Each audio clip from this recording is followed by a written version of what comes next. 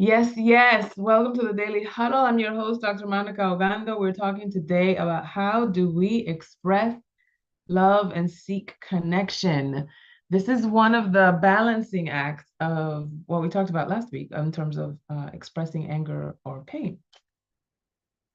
And one of the most recent discoveries that I have made, maybe you won't be surprised, but for some of you, this might be new, that anger and expressing pain is usually the way that we seek connection.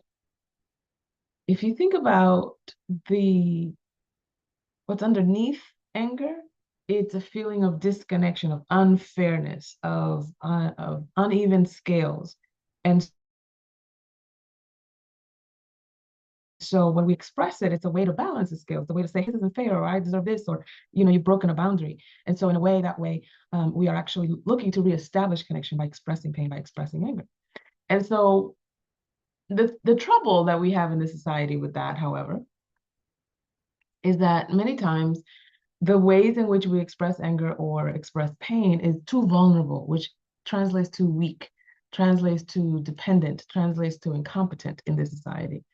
In many indigenous and melanated societies, however, expressing anger, sadness, grief, pain, despair are things that are held in community, held in context, so that we can go by it faster. Now, if you've been here any amount of time, you've probably heard me say the story of when I was going through my cancer experience in my 20s. My daughter was about 3 years old, and she heard me crying one night. I put her to bed, and then I went to the dining room and I was looking at bills and just stuff, adulting, right? And I was like maybe 23, 24 at the time.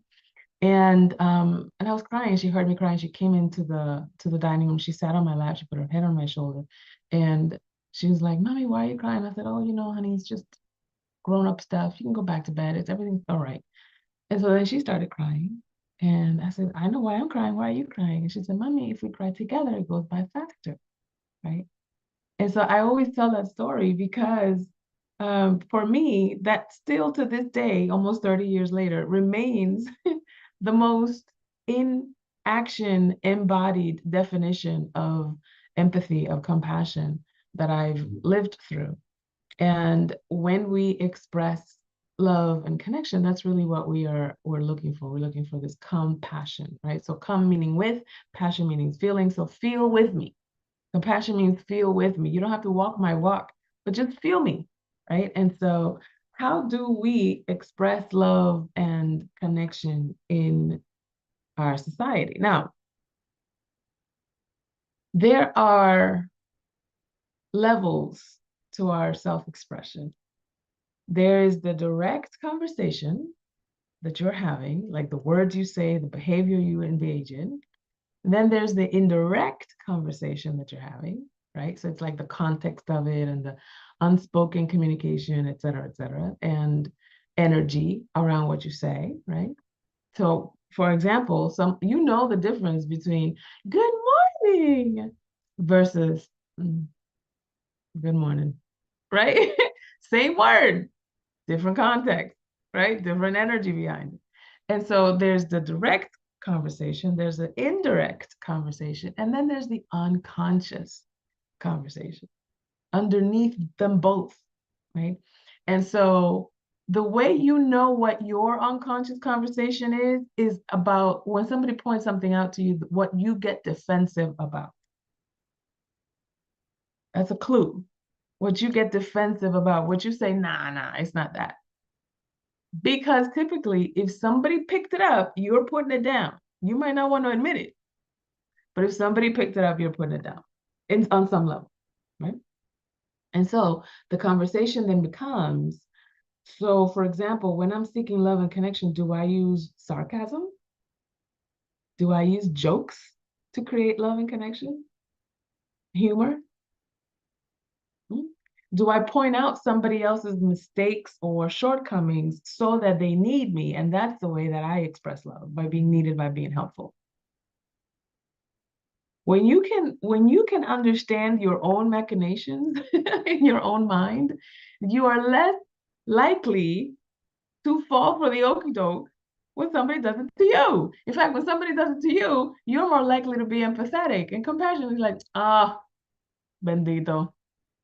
There, but for the grace of God, go I. Because I know I do it too, right? So you get a certain level of compassion and empathy when you see people, kind of like that Della Reese song, all the games people play, right? So we have a direct way of seeking love and affection and connection. We ask for it. We cuddle up to the person who can give it to us. We've done that with our parents or with our siblings or with loved ones or relatives, etc. And sometimes when we have done that, which is a very natural thing to do, we haven't liked the results. Maybe somebody pushed you away. Maybe somebody said, not now. Maybe somebody said, maybe they weren't available. Maybe they thought it was appropriate. Maybe they took advantage of your expression of love and used it for something else. And so if and when that happens, we grow up to say, I can't show love that way. I've got to do some other things. And that's when enter sarcasm, enter indirect communication, enter the unconscious energy that we are displaying that we may not necessarily be aware of. Yeah. But ultimately, it is a human need.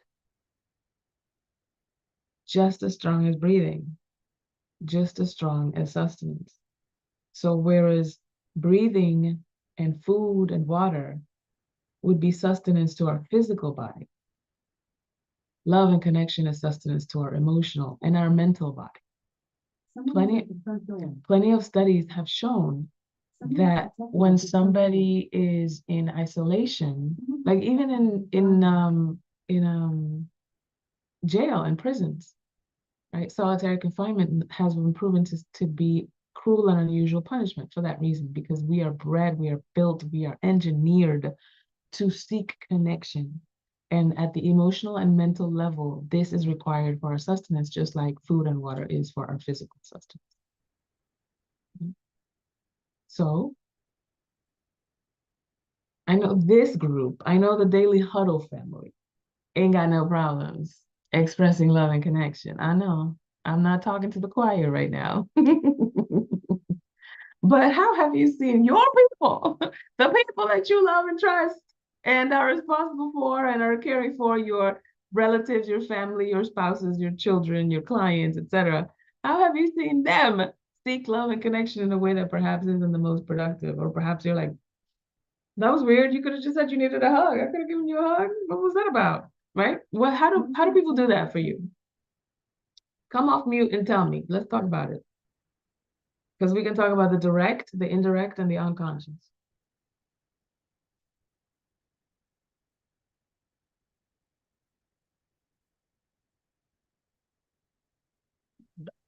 Dr. Ogando, would you just really just state the question again? How do you see the people in your life seeking love and connection in a way that feels weird? Like you could have just asked for a hug. Like, why are we doing this? Oh, You could see that they want love, that they want connection, but somehow we kind of just run the block just across the street. I think that's Rashida. Rashida, do you have your hand up? Grand rising, everyone. Hello, hello. Uh,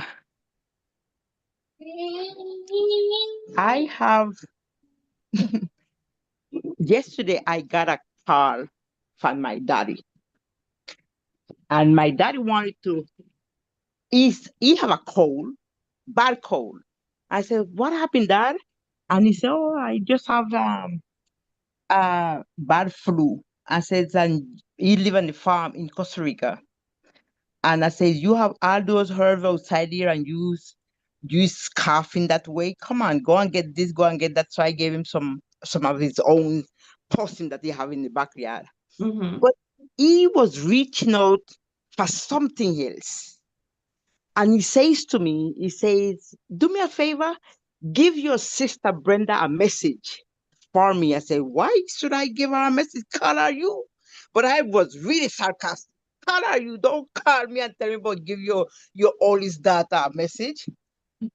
And I says to him, I said, you sure you want me to give your dad a message? But I'm telling you sarcastic, huh? Because for me, it was uncalled for. I say, you know what, Dad? Let me do something for you. I'm going to do a three-way on the WhatsApp with you. He said, can you do that? I said, yes. You want to give your dad a message? You're going to give it to her. Anyway, I get my sister on the phone, and it was so ironic. My sister said, oh, in Spanish, they say, oh, esa hierba nunca muere. Esa mala hierba nunca muere. So that bad weed would not die. So anyway, that's how she said she greet our dad. Oh, That's how she greeted him. And I was like, oh, you so sarcastic. But yeah. I started the conversation sarcastically. But small story, they started to talk, and she asked my dad, how old are you, dad? He says, 92 years old, but this man is strong 92. So anyway, I said, dad, give her the message now. Give her the message. And he says, I just want to tell you that I love you. And that was so deep, because he said, that's what the message you want to give me to give her? No, you give it to her yourself. And when we finished the conversation, all three of us and the car, I said, dad, I love you too. He says, he says to me, he said, that was the message I want to give her and give you too. But it's the way he reached out. So this conversation makes sense of yesterday conversation when I had with my dad and my sister. Dr. Ogando, thank you so much for opening that portal. For me, is a portal, the connection of that love that you have for each other, we have for each other. Thank you very much. Yeah, absolutely. And what a great example. Thank you for bringing that up. That was.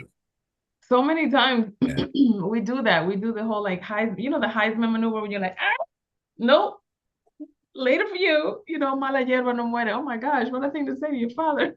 But it was great that he was able to break through that and honor the essence of what he wanted to communicate. So thank you for sharing your dad with us, Rashida. Sorrel, you have your hand up.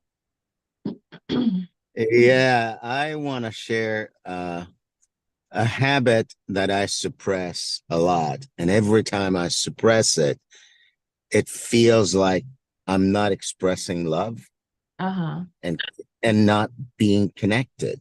Okay. Tell me. It's weird, but every time I do it, I get slapped on the hand. So if you have food on your plate and you are close to me, like you're my son, you're my granddaughter, you're my wife, you're my best friend, you should expect me to reach onto your plate and grab something and eat off your plate. Okay. All right. I know some people that would take that to offense to that, and I don't take offense to it. So I'm like, that's a gesture of intimacy. So I'm with you. I'm tracking with you. So now, and so I grew up in this large family in Haiti, and that was the thing. Like my best cousin, my best brother, my mom, it's like, yeah, you give me a little of your food, tells me you love me. Yes. And I never realized that unconsciously carrying that habit from Haiti as a little boy to today, I'm married and I have granddaughter who says, and grandpa, you ain't touching my food. Right. That's like telling mom to saying, I don't love you. Yeah. I totally And, get it. so I'll it happens almost every day. Susan has something on her plate and I go to reach for it. And I remember the first time my hand got slapped. She goes, get your own. Now, fun fact, have you ever been out to eat with Gio and he's done that? He slapped your hand? No, I see Gio met me in the era of my life where I'm suppressing the habit. Right. Right. He Oh got my God. That's hilarious. It's the Susan will talk to me and say, you know what, in Haiti, you were born in some level of poverty that have you feel as if you have to get somebody else's stuff without asking. Mm-hmm. And so there might be, and I'm looking, right? There might be the subconscious conversation is I don't have enough and you have too much, something like that. But yeah, so that's what this conversation is bringing up for me. And so please, when I go out to lunch with you or any of you listening, because you are close friends, I consider you that way. If you find me reaching out for your food and then very quickly take my hand away, that's my way of saying, I need some love. I want to be connected with you. Got it. Extra order of fries, please. Oh, you know what's funny? My son actually does that. Because they'll go out and they'll say, Dad, you want something? And I say no. Mm-hmm. And then they and then they come back with an extra order, yeah, just in case Dad wants some. That's fantastic. Oh my God, that was adorable. Thank you for sharing that. That's awesome. That's nice. I like that. Yeah. Who else has something to share? Wow. Who else? How do you or the people that in your life express love or seek connection in a way that sometimes feels indirect? I can tell you how I do. Uh-huh. And this has been really challenged because of COVID, and I don't think it's fully ever returned, but I'm a toucher. Okay. And it's I don't know, it's just how I've always expressed myself, kiss someone on the cheek, grab their shoulder, grab their knee, hug people. And during COVID, I cannot even tell you how much I miss that. And I don't think it's fully returned. Like, I'm very cautious now to hug people. Mm-hmm. I love the tradition of kissing cheeks, but I don't really do it much anymore. Every while. So something to explore there. But for me, touch is big. Yes, touch is big. Absolutely. I agree with you 100%. I'm like that. I'm a touchy-feely person. I have to, just like you have to restrain yourself, Terrell, from reaching over and grabbing somebody's fries. I sometimes have to restrain myself from going to hug someone or kiss somebody or whatever. Tara, you and I will have not an issue. And the next time I see you, we're gonna be like, can't wait. That's good to know. I think I should wear a badge. I'm a hugger. Beware. I'm coming to that party. Awesome. Well, people are so germ fearful now, and I mean, it's a double-edged sword, I think, because if you don't expose yourself to some germs, your immune system diminishes. It's stronger, yeah. So anyway, it's true. It's a challenge.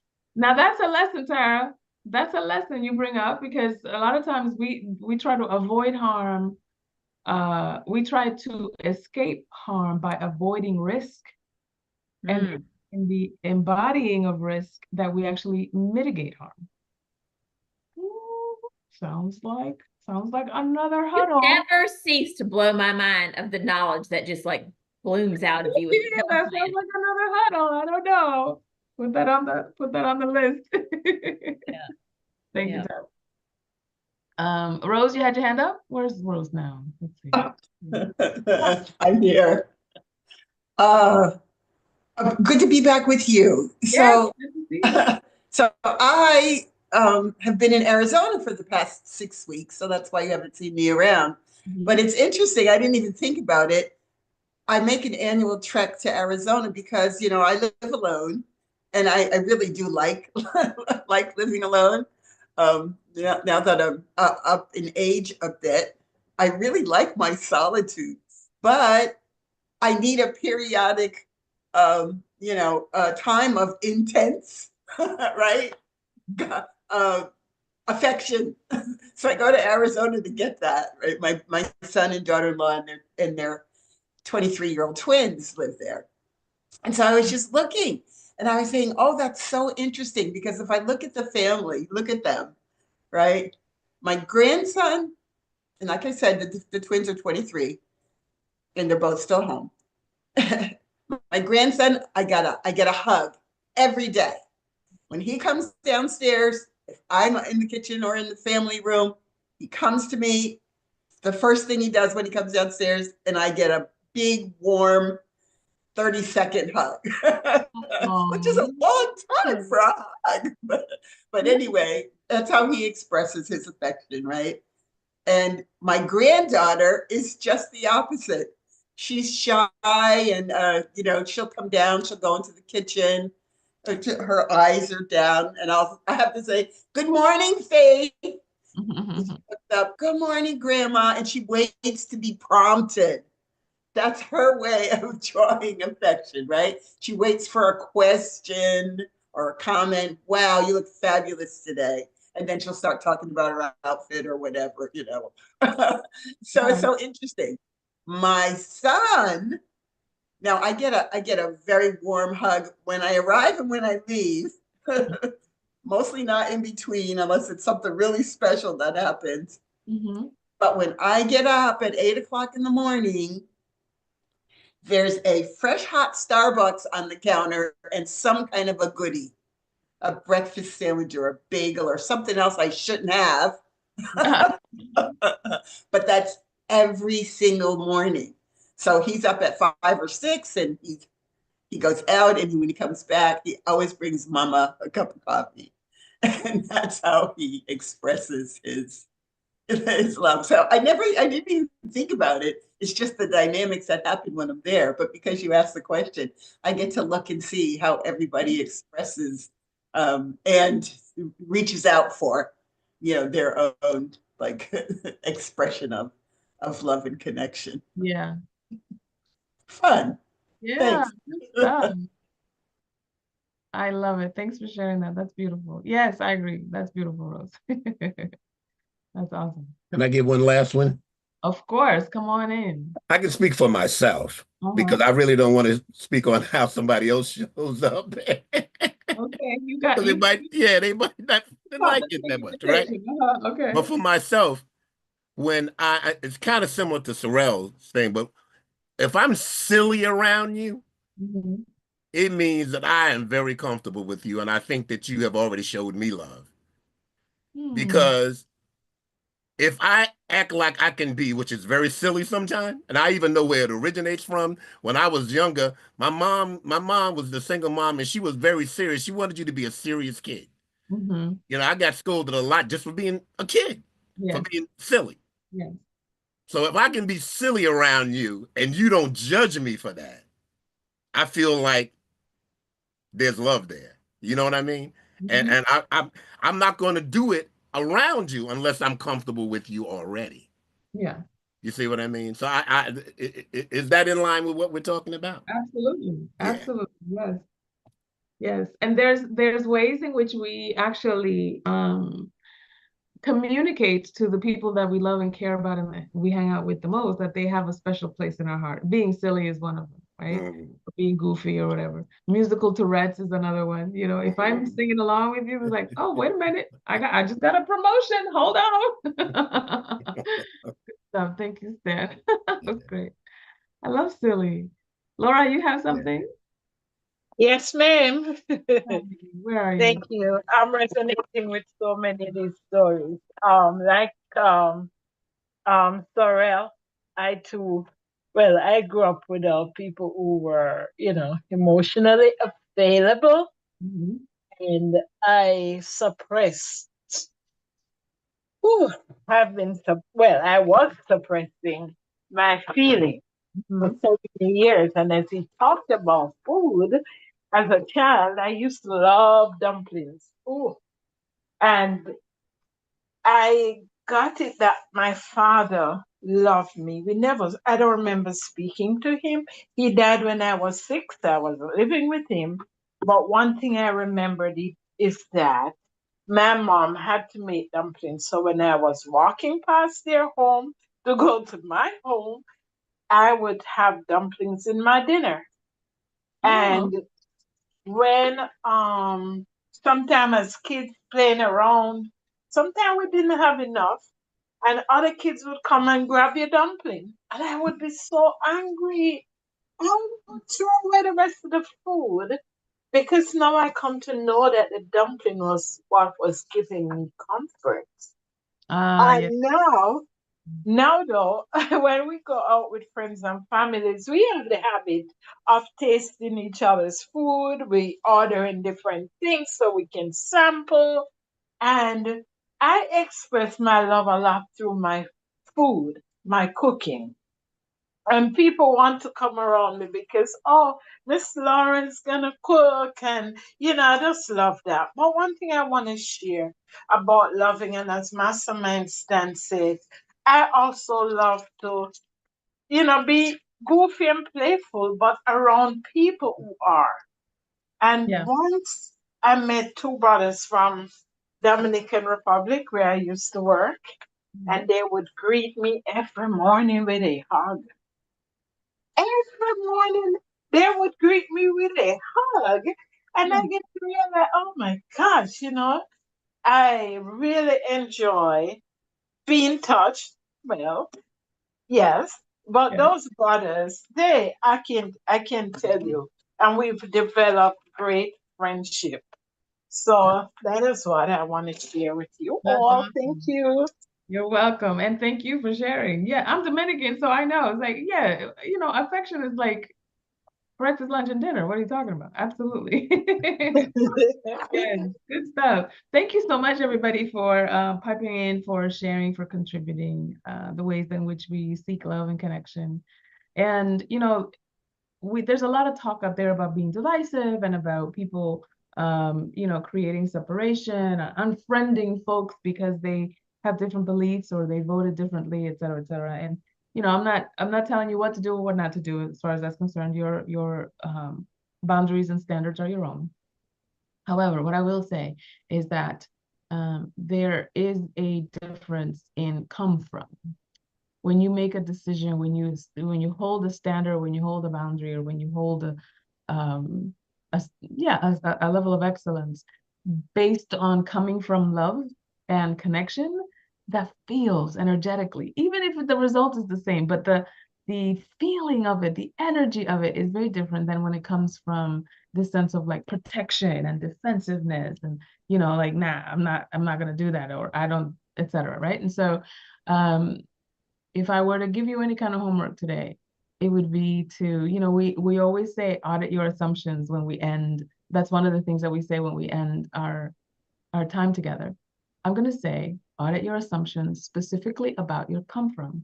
When you're saying something to someone, where does that come from? Does that come from being defensive, from being protective, or does it come from planting seeds of love and connection?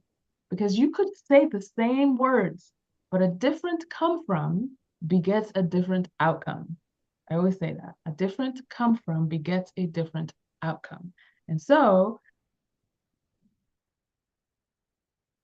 as we always say at the end of our time together, make sure that you love your energy, your attention, your smile, your good energy. Eat more plant-based food, stress less, exercise more. Remember that Kundalini raising exercise that is twerking.